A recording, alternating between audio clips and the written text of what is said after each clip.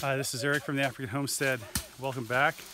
You're actually joining me and the guys behind me in the middle of brushing some land. And so this is the new property that we've decided to go to. And as you can see behind me, let's see if I can get the camera on them. Well, we've got about a dozen guys here helping cut down the bush. This is different than the other location in that there's no old growth forest here.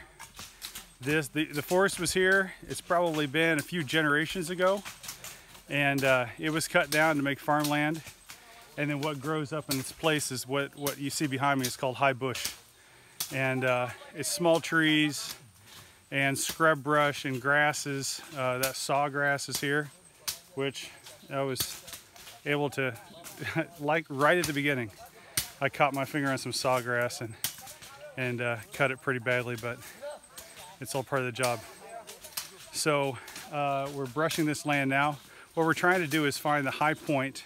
This property that I've selected as our building site and is the future of our permaculture model farm is a hilltop about 200 meters above sea level, and it's high enough I can actually get signals from a cell tower. I don't know how far away it is. It's pretty far, but it gives me just enough bandwidth to see that I have email and different notifications, but not enough bandwidth to actually look at them.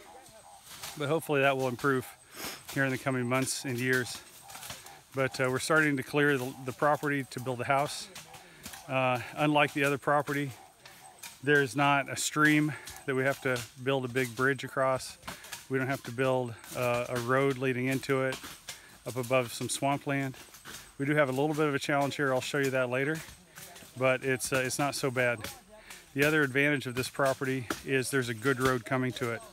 Instead of being 5.5 to 6 hours away from the city, we're about 2 to 2.5 hours, depending on traffic. I'm gonna switch hands. I've been swinging this. Oh, and this is the other thing. I actually have the opportunity here. These guys have tried to take it from me, but I've got my machete, and so I'm actually able to use it. So my arms, even though I haven't been working that long, I'm an old man, and so my arms are already starting to get tired and shaky, but I'll take the necessary breaks and drink lots of water and keep going. Hopefully we're going to be here about 6 to 8 hours, probably 6 hours today, and see how far we can progress. So let me turn the camera around. So this is the road coming in, if you can see just that clearing there. And what we're doing is we are trying to cut through this bush a path wide enough to not only handle a car, but also a semi-truck that is how we're going to get our shipping container. We have a 40-foot shipping container that we're going to bring in and use as a warehouse. And what we're heading for is that tall palm tree right there. As near as I can tell, it's about the highest point on the property. And so that's where we want to put the house and garage and, you know, whatever. And then everything else on this property is downhill. So we're going to do water harvesting there off our roof, which is going to be a fairly large house. So, I mean, really we could fill, if we had 50,000 gallons, we could fill it very quickly. And so we're probably gonna, I have a design that someone has for a huge cistern that we'll make out of cement blocks. And it'll be in the ground, underground, covered, dark. And so we're gonna use that for water harvesting. And that, I have some different ideas I'm looking at. We could, if we didn't have it covered, if we decided to keep it open, we could actually divide it into sections, raise catfish or tilapia in that, and then in that process, it actually provide excellent water from the food that we put in there for the fish, and then their feces and just the natural things that happen in water. We would actually be able to use that as a you know, a nutrient-rich water for the farm. And so just some ideas I'm throwing around. I'd love to hear your feedback on that. But that's what we have going on today. And as I get opportunities, I'll just turn the camera on, give you some updates. So thanks for joining us. It always amazes me when you get a group of people together and some sharp machetes, just how quickly work can get done. And so like I said, we had about 12 guys here working, and we started out, it looked like this. And within about not even 45 minutes maybe, we have cleared this whole area. And our goal is to reach that tree, that high palm tree there. And I'd say we're probably 2/3 of the way to it. And then once we reach that, we're going to start in kind of a circular pattern, because we're trying to find the top of the hill, and it's really hard to see in the vegetation where the top of the hill is. So we're going to start in a circular pattern from that tree until we get a good idea of the elevation and the slope, and then just start brushing, start clearing the land uphill until we start going downhill again. I want to give you just a quick tour of the ground where we're going to set up the model farm and where we're going to build a house. So what we have here, let me just turn the camera around. There is an existing structure on the property, and that could be used for a couple different purposes. If we wanted to, we could finish it out. It still has dirt floor inside, and the walls inside are mud, so we could put a cement floor in, do a little bit of electrical wiring for lights. So we can convert this into a simple guest house. We could use it as stables, actually. Put some bars on the windows, and we could use that for when the goats are giving birth, and when we want to contain the animals at night, we could do that. And that really wouldn't require much modification, but to make it livable for other people who either are working on the farm or guests or students. We want to make it a lot nicer. And so there's a couple of mango trees here around the house, and then down the hill here there's it looked like they had planted some corn earlier in the year that is done. Let me try to zoom in here. What you can see there that looks like marijuana, it's not. It's something called cassava, and it's a staple here. They use the greens to eat. They just call it cassava leaf. And that's high in iron. It's very, very nutrient. And then the tuber is a large white starchy tuber that can also be cooked, made into something called fufu, or it can be grilled over an open fire, just eaten that way with a little bit of pepper sauce. And it has some different uses. And so second to rice, it is the main starch that's consumed here in Liberia. Let me zoom back out. Trying to zoom back out.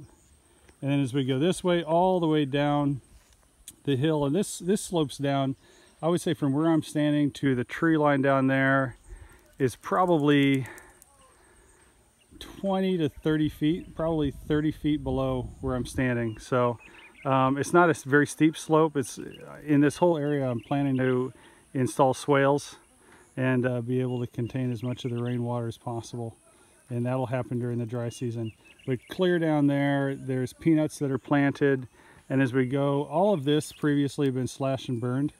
And as you can see, they always leave the palm trees because those continue to produce palm nuts. And over in this area, can't really see it from where we're standing, but the person who was on the property planted about 450 palm trees.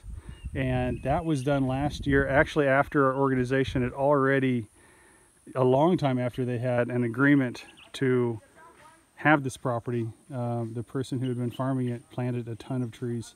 And so we, I think the issue is settled, but hopefully that's not something that's going to come back and bite us. But honestly, before we invest anything in construction here, that issue has to be settled, because here's how things work traditionally in Liberia. When you obtain a property, you have the rights to go in and do construction and development, things like that. But in this case, they've already planted cassava. And so that we leave. We don't do anything in that area until the cassava is completely harvested. And in the same case, right over here, we have a pineapple patch that once the pineapple is finished producing in its next cycle, then it's ours. And so the same thing down the hill down here, as there are peanuts. We don't touch that until the peanut harvest happens. Once the harvest is completed, then we're free to use it. The problem is when someone plants trees, like he planted 450 trees down there, that's not simple, because obviously he's not going to be able to come back and harvest those palm nuts, you know, basically year-round as they produce. They have a certain season where they produce more, but they could have harvest any month out of the year, and that's one of those things that you don't really want to have ongoing. So we've got to get a good agreement on how that's going to be handled. But I know, according to the people that are involved in leadership over this land, and the townspeople in the nearby town, he should not have planted. He was advised against planting, and so he's just lost it. And so for me, I want to stay out of that argument. Let the Liberians settle that. There's a case really anywhere around the world, whatever property that you want to develop, you're going to face challenges. And so at this point, the biggest challenge we're facing on this property is right over here. And that is a small seasonal creek. I mean, honestly, it's only about 3 to 4 feet wide, and it only runs during the rainy season. But here's the challenge, is that we need to bring a semi-truck with a 40-foot container on the back through this. And you probably can't tell it by where you're sitting, but from where I'm standing down to the creek bottom is probably 12 to 14 feet, and then it goes up the hill. And I'm actually, turn this around, I'm actually, you know, not all the way, I'm not at the top of the hill, and we're close to it. And so the challenge is for that truck to come down a fairly steep incline here through the creek bottom, up a fairly steep incline coming up. Even in my Land Cruiser, I didn't have it in 4-wheel drive because that's ridiculous in most cases. But my back tire spun a little bit coming up out of the creek bottom, so it's fairly steep coming up. So what we're looking at doing is getting some culverts, probably 3 to 4 feet in diameter, because during heavy downpours, I'm sure this runs a little bit wider, but it's never going to get really deep. But you want to think of a worst case scenario. And so what we're looking at doing would be just getting some 3 to 4 feet diameter concrete culverts. And here, the way they make them, they're only about 3 feet wide. So we would need probably anywhere from 3 to 6 culverts to put in this creek bottom, and then basically build the dirt up. And the downside is we have a backhoe that we're bringing here when the container comes. So we've got to really build this before we have a container. So really need to fill this up a good, probably 10 feet of dirt over this. So that's a lot of dirt. And if we can't find a truck to haul it in and dump it, then that means we're going to be basically digging dirt here on the land and hauling it by wheelbarrow, and spend, I don't know how many days that would take to do that, but manual labor, which, you know, in the States, you would never even think of that. But here, it's really not unreasonable, especially when you get outside the city. When you're here in the bush, everything's manual. So you don't have the advantage of equipment to make life easier and more simple. Here you just do what you need to do to get the job done. Now, something that I didn't mention when I was down at the creek is one of the downsides of this property versus the first property that we were trying to develop is that there's not running water except that small creek during the dry season. There's not a stream on the property that will run most of the year or all of the year. The other disadvantage is, as far as I can tell, until we get the whole area surveyed, there's no swamp on the property, and so that will limit us some in dry season farming. There's a lot of times in the dry season the swamp will dry up enough, and that's generally, you know, relatively rich soil in the swamp, and so you can plant corn and other crops that grow really well in the swamp during the dry season when it's you know, partially dried up. And so that's one of the challenges, but that's where I'm excited about the property, is by utilizing swales and other ways to harvest rainwater, hold rainwater, recharge the groundwater and the subsoil, that we'll be able to produce things that under normal conditions with traditional practices they're not able to produce. And so it's one of the great things that I'm looking forward to with this model farm, is being able to try these things that are a little bit, they're old ideas, but they're new here. And so try them, demonstrate them, show what works, show what doesn't work, and in the end it's going to be at everybody's advantage. And so I'm really excited about trying some of these permaculture techniques, like I said, using swales, using ways to mulch to preserve the moisture in the soil, composting, a lot of those things. Also incorporating the livestock that we have. We hope to get cows in the future, be able to have milk, do some rotational grazing. We already have goats, we have rabbits, we have chickens, all of those things, utilizing the manure from those animals to fortify the compost. Also pigs, something that we want to have. Just a ton of opportunities here. And so we're really excited about what the future holds. Tell you what, I see some blue sky among the clouds. The sun is coming out here and there. And when that sun comes out during the rainy season, it's hot. The humidity's got to be 90% here. I don't know, the temperature's not terrible, but when that sun comes out with this high humidity, it puts pressure on you. And with that though, man, I'm feeling blessed today, and here's why. Yesterday we left the capital city of Monrovia. We drove about 5+ hours into the interior, almost to the border with Sierra Leone, to get to the other town we were working in. I had to meet with the town leaders and the deputy chief to discuss our change in plans and share that news with them. It was a little bit of a difficult meeting, but I think they understand that with the challenges we faced on that property and the delays in getting the land documents settled and the rainy season, that we wouldn't be able to start the work until almost 2019. I wouldn't be able to move until some number of months into the year, into next year. And with the work we need to get done, we really just can't wait. And we had this land come up as an opportunity that doesn't have the problems we were facing, the challenges we were facing at the other location. So we made that difficult decision to move. But when we drove there yesterday, we left the capital city. It had been raining all night. And again, this is Liberia. 6 months out of the year is the rainy season. Within those 6 months, they get about 17 feet of rain on the coast. And so it had been pouring rain all night long. In Monrovia, we got up in the morning, it was raining. I'm gonna switch arms again. And the entire 5-hour drive up country, again, almost to the border of Sierra Leone, it rained. The whole time we were moving out of my room, getting everything loaded in the car, it rained. The whole drive back, it rained. And then finally, about the time that we reached this location, the rain stopped, and it hasn't rained since. And so I was really hoping and praying that today we would be free of rain. It still could rain. There's a lot of clouds around, and it can rain anytime here. And so it's still possible we're gonna have some rain roll in, but right now it's not. And I'm just praising God for that. Well, it's starting to rain a little bit, but it's kind of funny what the jungle can hide.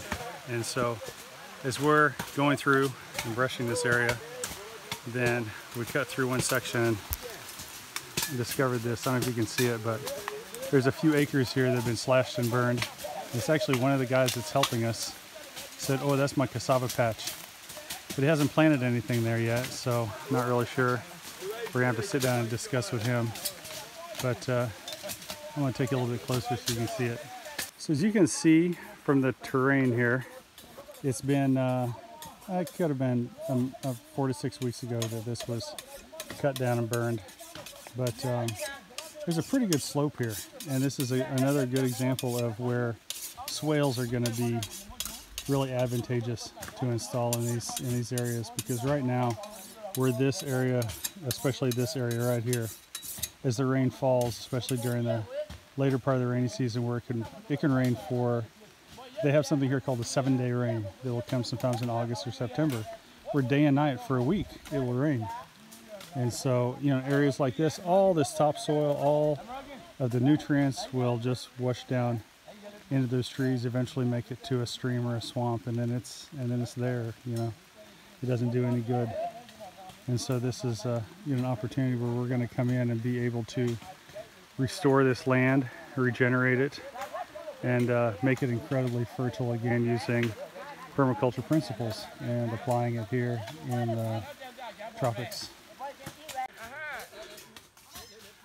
The sun's out, the rain stopped. It's crazy hot, but we're making good progress. Well, we're doing really well today. Let me turn the camera around. So this is where we're at. The house that I showed you earlier is right over on the other side of this bush that's left. And so we've cleared all of this ground here. You can see the trees laying down. The edge of the clearing, let me see if I can zoom in, is on the other side of these palm trees. There's a line of trees. That's where the car road is going in. That's where my Land Cruiser's parked. And so, as you can see, it's a big area. I would say probably about 3 acres of bush is what we cleared. There's the farm, the slash and burn farm that I showed you earlier. And so we're up on the hilltop. Let's see if I can show you. This is the big, tall palm tree, which is dangerously tall, especially now with all the vegetation gone. It'll be catching winds, so it's not going to be here much longer, but it's a good landmark right now. So as soon as we finish cutting this bush, we're going to start clearing this land. Now, one of the nice things about it being the rainy season is normally all of this vegetation would be left on the ground for about a week, and then they put a match to it and just burn it. Now there is literally tons of organic material here. There's leaves, there's weeds, there's grass, there's woody, so you've got your nitrogens, your carbons, all of that. And so what we're gonna do is, and this is, again, we don't have machines here yet, and so we're just gonna have to do it the old-fashioned way. We're gonna haul all of this material and put it in one big pile. I wanna do it fairly soon, within the next couple days before the leaves start falling off, and so we don't lose that. But haul all the material, put it in a huge pile, and then we're gonna start de-stumping the land. And again, if you have a bulldozer, you just come in and clear it all out, tree stumps and all, and get the land all cleared. But also you would lose a lot of good topsoil. You'd really disturb that top layer. And I've said in previous videos, in the tropics, it's very delicate here, and the topsoil layer is very thin. So we want to leave this as undisturbed as possible. But we're going to manually, literally dig all these tree stumps out of the ground and pile those up in the same pile. And that's just going to be a huge compost pile. And here by the end of the rainy season, a lot of that's going to be broken down. And so we're going to have some really nice material in the next year or so. And so looking forward to getting that. And you know, again, it's all about demonstrating a different way to do things. And so we'll let you know, time work through all of this carbon and nitrogen to break it down, and then we'll start using that in what we're planting and gardening and making compost tea and all of that. So that's where we're at right now. Well, that's it for today from the African Homestead. Thanks for joining along with me. Yeah, I'm tired. I got up at 5:30 this morning and had devotions at the church.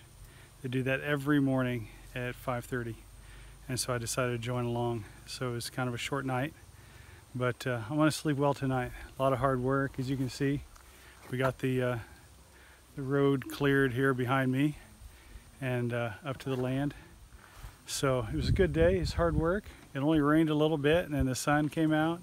It's starting to cloud up again. But I'm going to be back here next week, and I'll have you join me. Thanks a lot. Have a great day. Bye-bye.